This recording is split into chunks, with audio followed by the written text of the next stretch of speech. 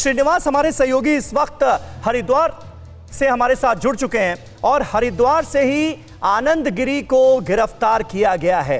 हरिद्वार से क्या अपडेट आप दे सकते हैं श्रीनिवास, और क्या वहां पर जो लोग मौजूद हैं, साधु संत मौजूद हैं, वो ये मान रहे थे कि झगड़ा सुलझ गया था क्या दोनों के बीच में?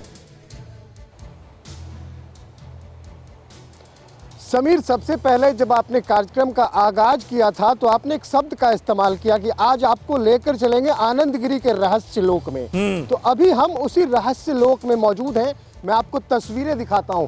ये जो आलीशान बिल्डिंग आप बगल में देख रहे हैं, ये आनंद गिरी का तथाकथित आश्रम है। हालांकि इसकी एक्सक्लूसिव तस्वीरें अंदर से हमने अपने दर्शकों को सुबह दिखाई है। कहीं से भी अंदर में जो सुविधाएं हैं और जिस तरह से इसे बनाया जा रहा है वो 5 स्टार से कम नहीं है। और जब सुबह मैं यहाँ पहुँचा तो लोगों से जब मैंने बात की तो पता चला कि इस संपत्ति की कीमत तकरीबन 15 से 20 करोड़ रुपए है।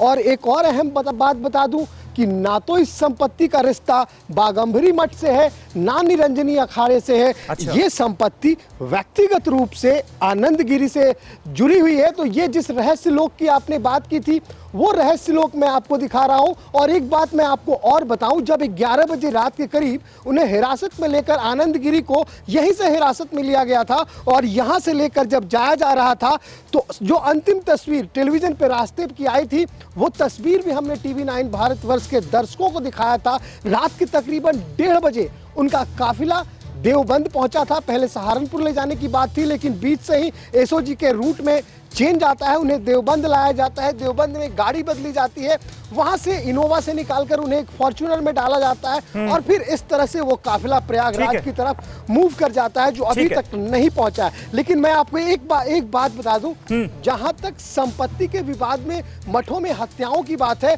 तो और कहीं नहीं, सिर्फ पिछले कुछ सालों में हरिद्वार और इसके आसपास के इलाकों में 22 संतों की हत्याएं हुई हैं। समीर, ओहो, ये बड़ा फैक्ट आप बता रहे हैं श्रीनिवास, और इस पर भी हम बात करेंगे। इस वक्त हमारे साथ मृदुल कांत शास्त्री जी मौजूद हैं। शास्त्री जी, अब ये आनंद गिरी की ये अकूत संपत्ति जिसका जिक्र श्रीनिवास कर रहे थे, बागंबरी मठ से जुड़ी तमाम जमीनें, संपत्तियां देश के अलग अलग हिस्सों में फैली हुई हैं, न सिर्फ यूपी उत्तराखंड बल्कि कई राज्यों में। क्या संपत्ति विवाद जो है उसकी भी गहराई से तफ्तीश जरूरी है इस केस में?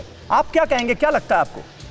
मुझे लगता है प्रिय समीर जी कि निश्चित रूप से ये कहीं गद्दी का विवाद नहीं है, कहीं ना कहीं संपत्ति का ही विवाद है। मोह माया में बहुत सारे ऐसे लोग अच्छे अच्छे संतों का शिष्य बन जाते हैं जिनका दूर दूर तक संतत्व से कोई लेना देना नहीं होता, रिश्ता नहीं होता।